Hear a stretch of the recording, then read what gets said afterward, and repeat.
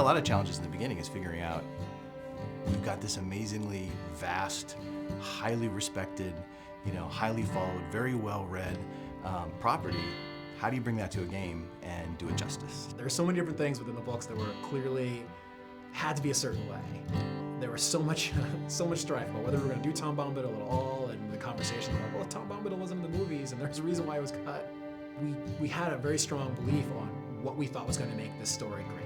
It's such a long road to get to where we are today, and there are so many different things that I can look at now and say, that was definitely the right decision, and Tom Bombadil was definitely the right decision. So at launch, it was, we had 8 regions.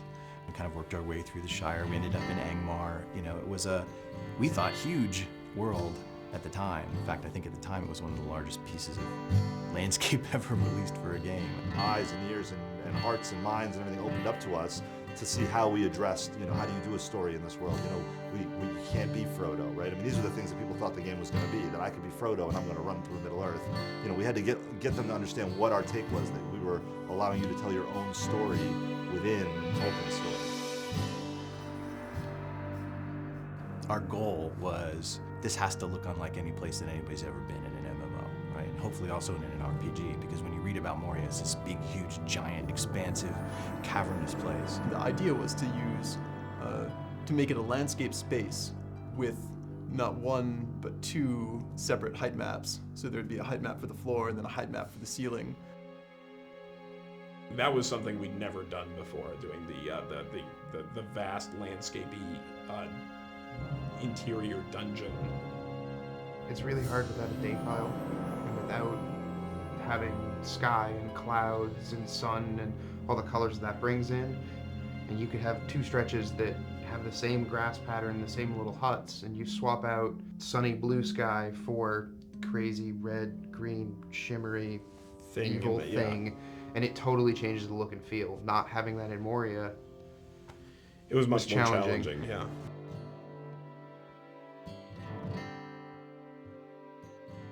Our primary goal was to, how do we take this amazing game that people love once they get in it, but that there are some basic barriers to entry, like the subscription-only experience, and how do we reinvent what we have so that it retains all of its, grand and glorious nature while addressing an audience that's much bigger. We are standing on a mound of content that is almost 10 years old, going back to when we first started early development in Turbine. I think it's a credit to the early architects of the game that we're able to continue to add on to it and grow it and do remarkable things. Coming into Rohan, we have a totally new space. We have a totally new way of playing across it.